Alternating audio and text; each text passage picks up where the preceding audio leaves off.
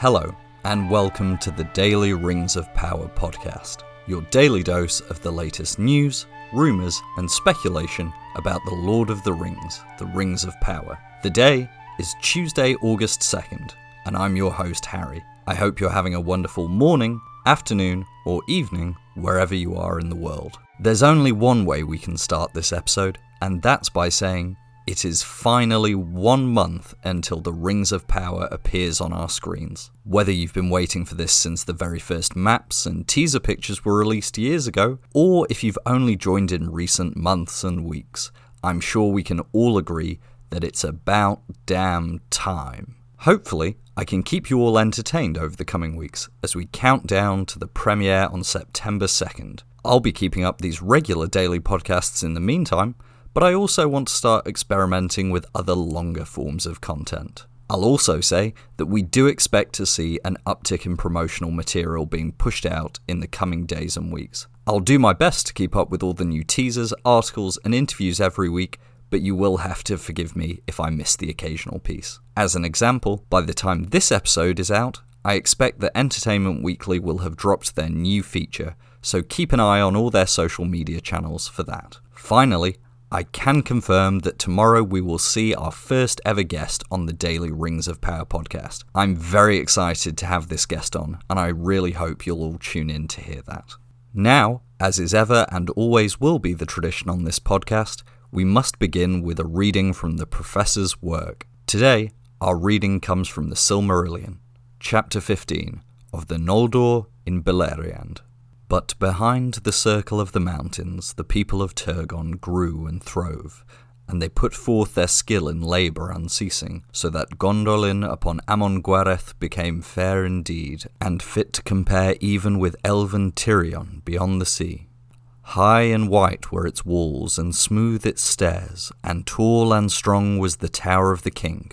There shining fountains played, and in the courts of Turgon stood images of the trees of old, which Turgon himself wrought with elven craft, and the tree which he made of gold was named Glingal, and the tree whose flowers he made of silver was named Belthil. But fairer than all the wonders of Gondolin was Idril, Turgon's daughter, she that was called Celebrindal the Silverfoot, whose hair was as the gold of Laurelin before the coming of Melkor. There is less significance to today's reading to our topic, except that it is, as always, beautiful prose. But as you'll see, we'll be discussing the importance of history and family in the portrayal of characters in the Second Age. On our second episode of the week, we'll be returning to our recap format and discussing some of the latest cast interviews coming off the back of Comic-Con.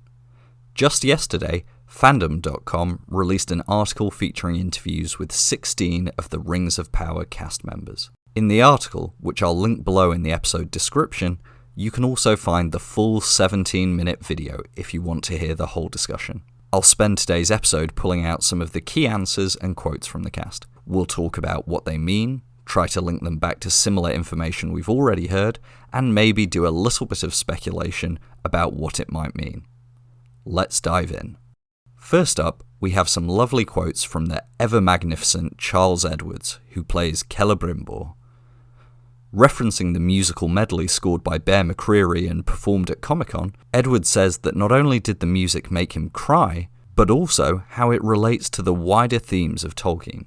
It's all about soul, its humanity and struggle and all those things. It encapsulates it. It's always about respect for the source. Always return to the source material. That's how you get the tone right, and that's how I know we've done it. Anyone who has read Tolkien's works will understand the importance of music, and it's fantastic to see this link being made by the cast as well as crew. I do hope we'll see some usage of song and poetry in the series. We were lucky enough to get a few brief examples in the Jackson trilogy, but I would love to see live-action adaptations of some of Tolkien's wonderful use of verse. As an aside, for those who haven't already read the in-depth interview with Charles Edwards published by Fandom in June, I highly recommend it. He dives into the complex motivations and layered backstory that the show will be drawing on for the legendary elven smith. For anyone who is hesitant about Charles Edwards' casting in the role, that article is a must-read, as it demonstrates the depth of understanding he has for the character and the world around him. Remaining with our Elvish cast for a moment, we also got a wonderful snippet from Robert Aramayo, who plays Elrond.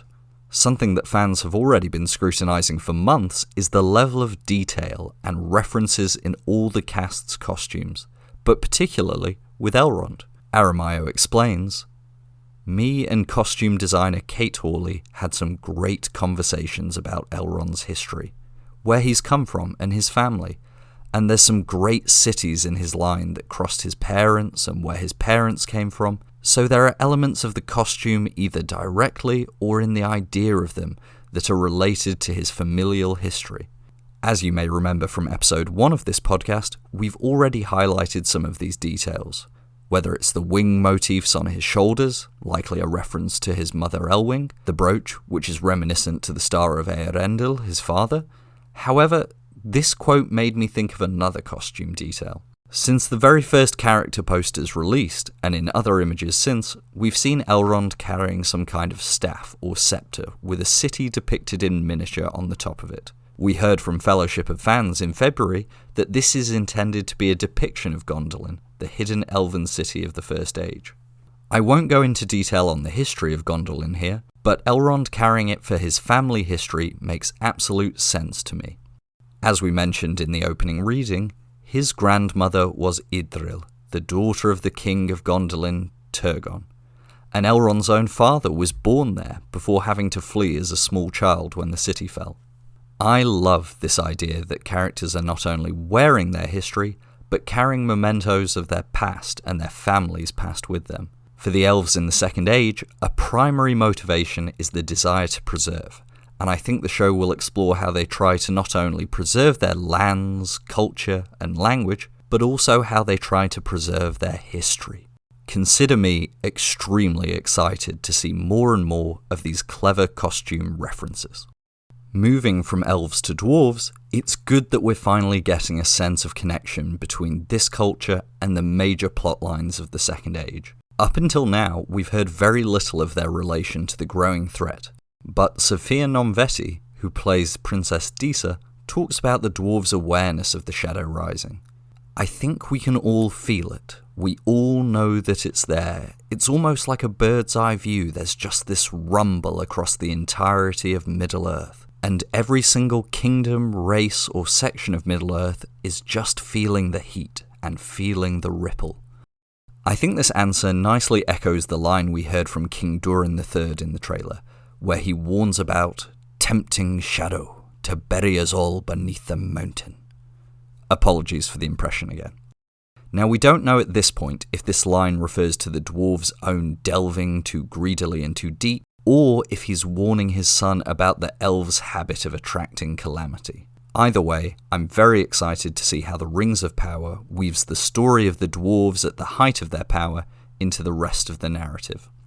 Staying beneath the mountain, we also got some real insight from Owain Arthur, who plays Prince Durin, on how the show is approaching their depiction of dwarves. There seems to be a lot of depth to Durin. We go to every extremity of his emotions, so we see him blind with fury, we see him bawling his eyes out, laughing at the top of his head, every emotion. What's not surprising, I suppose, is that we're quite sensitive. I'm delighted to hear this. Whilst the Hobbit trilogy at times managed to give us a sense of depth with dwarven culture and character, I'd love for this to be explored more thoroughly without the need for comic interludes. Moving to Númenor, we got a number of interesting insights from Lloyd Owen, who plays Elendil. As you'll remember from previous episodes, Owen has become an eager lore nerd, just like the rest of us. Last week, we heard a little bit about Elendil's relationship with his children, and his widowed status.